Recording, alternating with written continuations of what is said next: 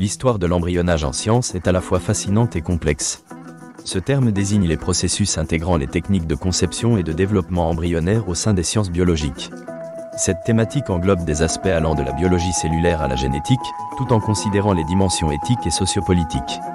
Pour appréhender l'avancée que représente l'embryonnage, il est essentiel d'examiner son évolution historique, ses applications actuelles et les débats qu'il suscite. Les débuts de l'embryonnage sont liés au progrès de la biologie au XIXe siècle.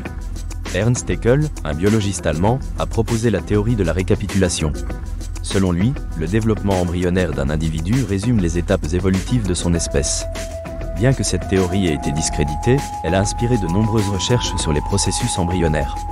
Simultanément, les travaux de Gregor Mendel ont posé les bases de la génétique moderne. Ses expériences sur les petits pois ont conduit à la formulation des lois de l'hérédité. Publiées en 1866, ces découvertes ont révolutionné la compréhension de l'hérédité, influençant l'étude des embryons.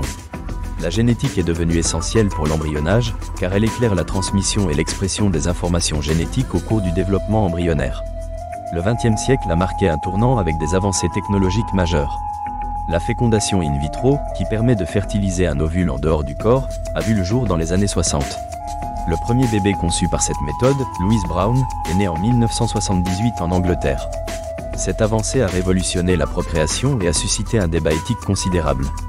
La possibilité de concevoir un enfant par des moyens technologiques questionne le rôle de la science dans la vie humaine. Parallèlement, des recherches sur les cellules souches ont émergé.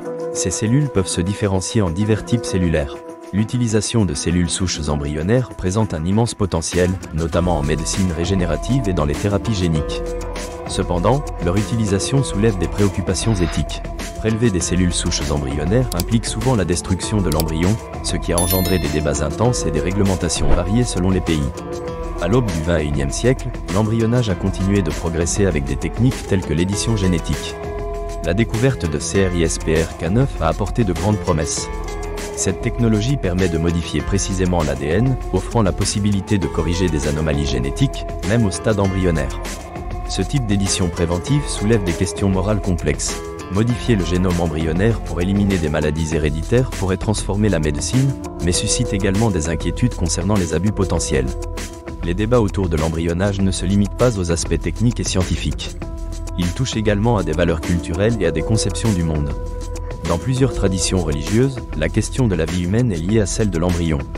Certaines croyances affirment que la vie commence à la conception, ce qui s'oppose à la vision scientifique où l'embryon est perçu comme un potentiel en devenir. Les discussions sur l'embryonnage deviennent alors des espaces de rencontre entre science, éthique et philosophie. Dans le cadre éducatif, il est essentiel d'enseigner aux étudiants non seulement les mécanismes scientifiques, mais aussi les implications sociales, morales et politiques de ces avancées. L'introduction des notions d'embryonnage dans les cursus scientifiques permet de mettre en avant l'interaction entre science et société, encourageant ainsi une réflexion critique sur le sujet. En conclusion, l'histoire de l'embryonnage en science illustre les ruptures et les continuités dans le parcours des sciences biologiques. De la théorie de la récapitulation d'Haeckel aux technologies d'édition génétique contemporaines, chaque étape a élargi notre compréhension du développement et a multiplié les questionnements éthiques et sociaux. Les avancées technologiques ouvrent des possibilités inédites en matière de santé et de procréation. Cependant, elles posent aussi une responsabilité collective face aux choix qui façonneront notre avenir.